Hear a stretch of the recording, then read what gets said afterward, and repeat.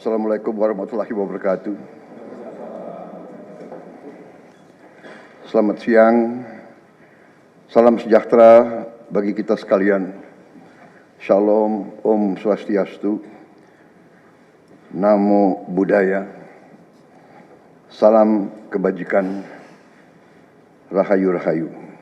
Saudara-saudara sekalian, para anggota Kabinet Merah Putih yang saya hormati dan saya banggakan, Wakil Presiden yang saya hormati, para Menko,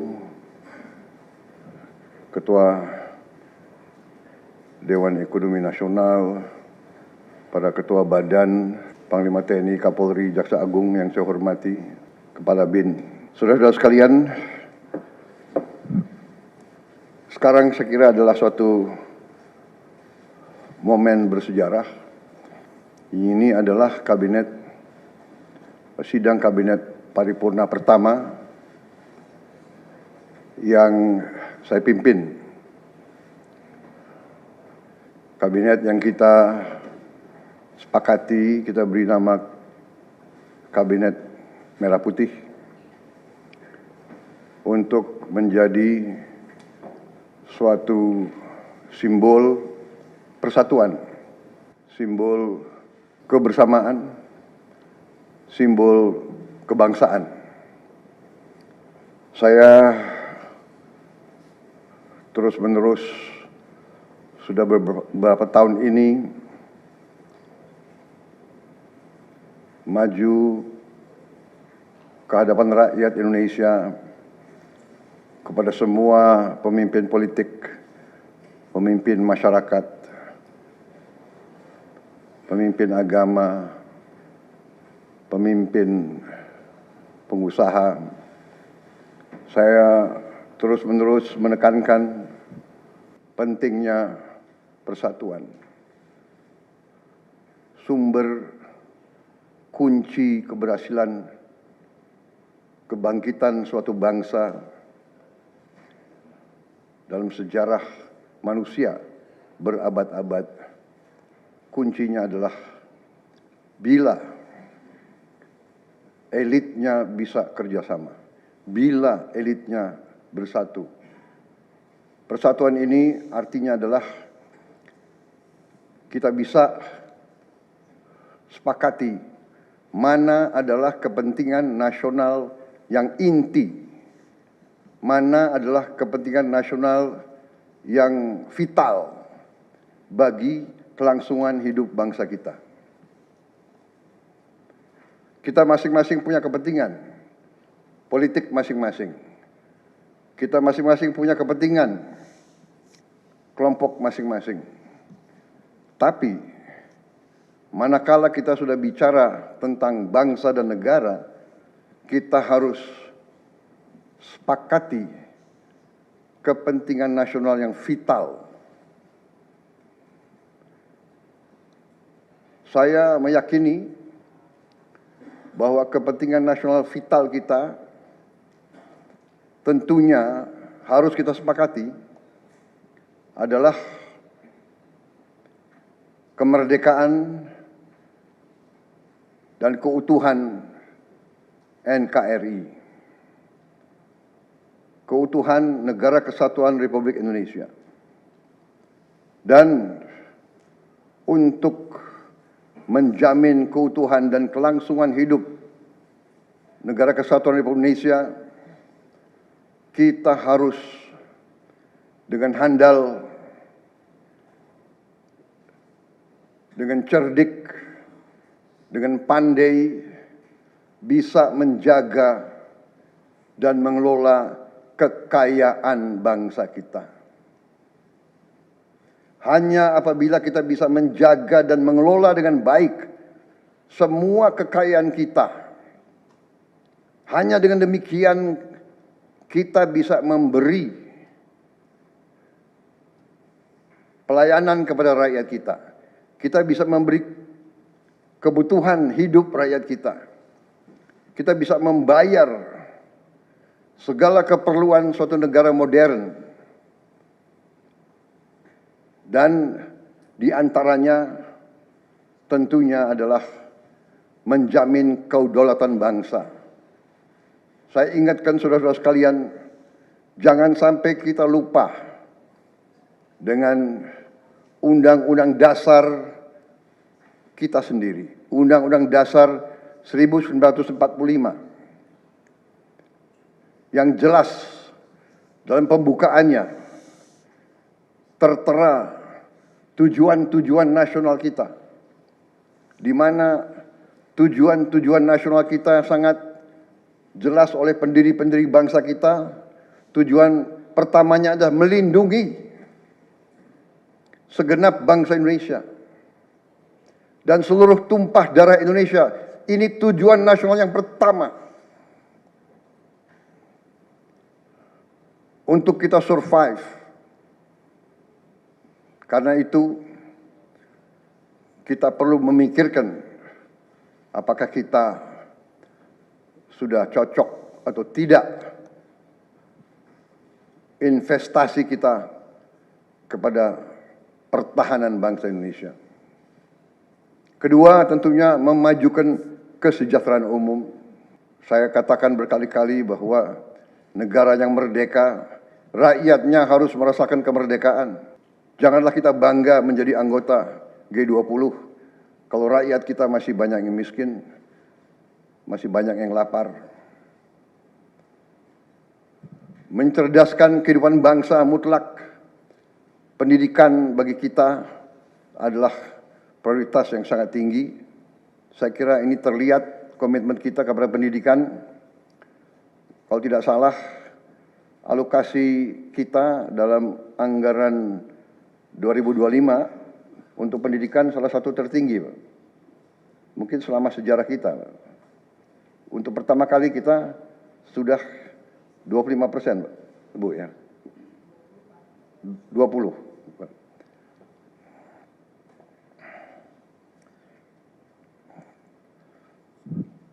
Jadi masalah pendidikan sangat utama. Ya tentunya tujuan nasional keempat kita juga hadir dalam pergolakan ataupun interaksi dunia, di mana kita harus selalu membela kemerdekaan bangsa-bangsa. Dan karena itu, mau tidak mau Indonesia harus kuat. Saudara-saudara sekalian, dalam hal ini semua, ada beberapa penekanan dari saya. Saya paham bahwa kita baru dilantik, saya saja baru 3 hari. Saudara-saudara baru 2 hari dilantik. Dan saudara-saudara, saya persilahkan secepat mungkin, terutama bagi menteri-menteri yang baru, silahkan konsolidasi sendiri, mengatur sendiri secepat mungkin administrasi saudara dan tim saudara di kementerian dan badan masing-masing. Penyusunan tim sangat penting. Tim yang baik, tim yang bisa kerjasama akan memudahkan kita mencapai target-target yang kita tentukan. Saudara-saudara, saya sangat mengutamakan kerjasama sebagai tim. Untuk itu, dalam waktu dekat, saya akan mengajak saudara-saudara ke Magelang, di mana kita akan melaksanakan beberapa hari menambah pembekalan. Kemudian kita akan adakan koordinasi di tempat di Magelang, Jawa Tengah, di kawasan Akademi Militer. Hal itu saya nilai bawa banyak manfaat, akan membawa banyak manfaat, karena sesungguhnya lahirnya Republik kita memang proklamasi di Jakarta, tetapi ujian proklamasi berada di daerah-daerah di mana pejuang-pejuang kita melaksanakan perebutan kemerdekaan secara fisik. Dan daerah Magelang merupakan suatu sentra perlawanan kita terhadap penjajah. Mulai ratusan tahun dikenal sebagai daerah perjuangannya Pangeran Diponegoro. Di antara 5 gunung, itu saya kira cukup membawa suatu aura tradisi keberanian, tradisi heroisme, tradisi cinta tanah air. Saudara-saudara sekalian, jumlah anggota kabinet kita sebanyak 48 menteri. Juga ada badan-badan yang sangat strategis. Ini memang lebih banyak dari pemerintah sebelumnya. Jumlah ini saya sadari memang bisa dianggap tergolong besar, tapi memang bangsa kita bangsa yang besar. Kita tidak dapat pungkiri bahwa kita negara keempat terbesar di dunia dari jumlah penduduk. Dari luas wilayah, kita luasnya sama dengan Eropa Barat. Di mana Eropa itu terdiri dari 27 negara. Kita satu negara. Mengelola Eropa itu membutuhkan 27 menteri keuangan, 27 menteri pertahanan, 27 menteri dalam negeri. Saudara-saudara, kita seluas Eropa. Saudara-saudara sekalian, kita juga memilih sistem politik demokratis. Kalau kita negara otoriter, mungkin kita cukup menjalankan semua dengan jumlah penduduk yang sedikit. Jadi saudara-saudara, ini tidak masalah. Yang penting kita bekerja dengan efisien. Yang penting kita tidak bekerja dengan seenaknya. Saya minta Menteri Keuangan, saya minta semua Menko, saya minta semua menteri telusuri lagi alokasi APBN. Pelajari lagi DIPA, pelajari lagi. Saya minta detail. Kegiatan-kegiatan yang terlalu seremonial, terlalu banyak seminar, terlalu banyak sarasehan, terlalu banyak konferensi, terlalu banyak perjalanan luar negeri, mohon dikurangi. Kita harus memberi contoh. Fokus kita adalah pembangunan ekonomi, kesejahteraan rakyat ke dalam. Jangan mengada-ada. Studi banding, belajar pramuka ke negara lain. Ya. Saya minta efisien. Saudara-saudara, kalau saudara perhatikan dalam pemerintahan yang saya bentuk, saya perkuat kepala staf kepresidenan. Saya perkuat itu, saya ada tambah lagi Badan Pengendalian Pembangunan dan Investigasi Khusus. Tugas mereka adalah memonitor semua program, semua proyek yang kita akan lancarkan. Saya juga membentuk suatu badan baru, Badan Percepatan Pengentasan Kemiskinan. Badan ini akan mempelajari, akan mengikuti semua program-program perlindungan sosial, semua program-program bantuan ke bagian golongan rakyat yang masih perlu bantuan, intervensi. Bukan saya ingin mencampuri pekerjaannya kementerian-kementerian, tidak. Tapi saya ingin membantu. Di mana ada bottleneck, di mana ada kesulitan, segera kita atasi. Marilah kita jujur mengakui bahwa birokrasi di kita sangat terkenal. Sangat terkenal ribetnya, sangat terkenal lambatnya. Bahkan ada pembicaraan oleh rakyat kita bahwa birokrasi pemerintah kita sering mempersulit, bukan mempermudah keperluan rakyat. Bahkan ada yang mengatakan kalau bisa dibikin sulit, kenapa dibikin mudah? Ya, ini saya minta menteri-menteri sekarang, mari kita lebih berani, mari kita lebih tidak ragu-ragu untuk memberi pelayanan yang terbaik kepada rakyat kita.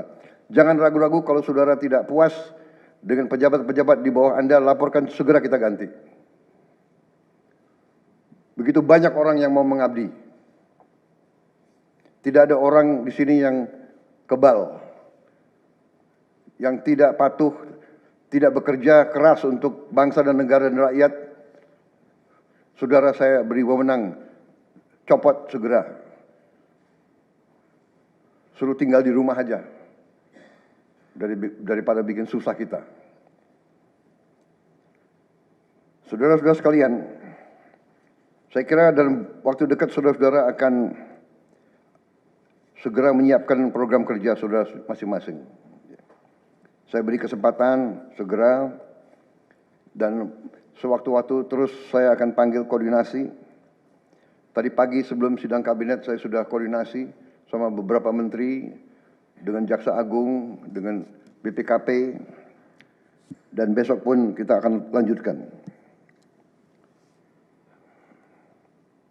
Ada beberapa pengarahan dari saya, Menteri Bappenas, pastikan semua program dan kegiatan di semua kementerian lembaga mempunyai kontribusi yang signifikan, terukur, dan saling bersinergi. Pelajari kembali semua proyek. Jangan ada proyek yang mercusuar. Semua ditujukan kepada yang saya sampaikan pada pidato saya di depan Majelis Permusyawaratan Rakyat pada hari pelantikan saya. Kita harus swasembada pangan. Itu prioritas dasar karena situasi global. Perang besar bisa pecah setiap saat. Kita harus jamin kemampuan kita memberi makan rakyat kita sendiri. Swasembada energi mutlak. Kita bersyukur kita punya sumber alam yang sangat besar. Kita sekarang tidak boleh ragu-ragu memanfaatkannya sebaik-baiknya. Hilirisasi kunci daripada kemakmuran. Karena itu saya minta menteri-menteri terkait, Menteri Investasi, Hilirisasi, Menteri Bappenas, Menteri ESDM, dengan beberapa menteri lain, dibantu oleh tentu Menko Perekonomian dan Ketua Dewan Ekonomi Nasional, saya minta segera inventarisir proyek-proyek penting dalam program hilirisasi kita. 26 komoditas, proyek-proyek yang vital dalam 26 komoditas tersebut yang harus dihilirisasi segera dirumuskan, bikin daftar, dan kita segera untuk mencari dana sehingga kita bisa mulai hilirisasi dalam waktu yang sesingkat-singkatnya. Kemudian program makan bergizi, Kepala Badan Gizi Nasional dan semua KL untuk siapkan segera kita mulai dengan bergerak cepat, tepat sasaran, terukur, tapi jangan takut dengan kesulitan. Saya masih mendengar beberapa tokoh meragukan kemampuan kita untuk laksanakan itu. Saya tidak katakan bahwa ini bisa selesai dalam 1 minggu, 2 minggu, atau 3 bulan. Tidak ada di antara kita yang punya tongkat Nabi Sulaiman. Tapi kita bisa berhitung, kita bisa mengelola, kita bisa alokasi dana, kita bisa kerahkan sumber daya. Dan kita akan mencapai target yang kita tentukan. Saya hakul yakin, saya pertaruhkan kepemimpinan saya. Bagi saya, makan bergizi untuk anak-anak dan ibu hamil ini adalah strategik. Yang tidak mendukung hal ini, silahkan keluar dari pemerintah yang saya pimpin. Kita satu tim, harus yakin semuanya. Ini bagian daripada rencana kebangkitan bangsa Indonesia. Dan sesudah itu, tentunya yang saya katakan pendidikan sangat mutlak. Saya sudah panggil Menteri Pendidikan Tinggi, Sains dan Teknologi dan Menteri Pendidikan Dasar Menengah. Kita sudah mempunyai gambaran besar bagaimana kita segera akan menyentuh semua anak-anak kita. Kita akan gunakan teknologi untuk mempercepat membawa pendidikan kepada anak-anak kita. Dan ini sesudah itu tentunya kesehatan juga penting. Demokratisasi yang paling cepat, yang paling dirasakan oleh rakyat adalah pendidikan dan kesehatan. Kalau kita bisa memberi pendidikan yang terbaik untuk anak-anak kita, kesehatan yang memadai untuk seluruh rakyat kita, itu adalah demokrasi yang sebenarnya. Saudara-saudara, Menteri Kesehatan teruskan reformasi kesehatan, atasi kekurangan dokter dan tenaga kesehatan. Kita punya program khusus, nanti kita bahas tersendiri. Ini semua harus ditopang oleh pertahanan yang kuat, penegakan hukum yang tidak ragu-ragu. Saya minta Jaksa Agung, Kapolri, BPKP, Badan Intelijen Negara fokus ancaman yang berat bagi kita, judi online, narkoba, penyelundupan, penyelewengan, korupsi, kebocoran. Hanya dengan penegakan hukum yang tegas dan intelligence yang baik, bukti-bukti yang kuat bisa kita segera mitigasi hal ini semua.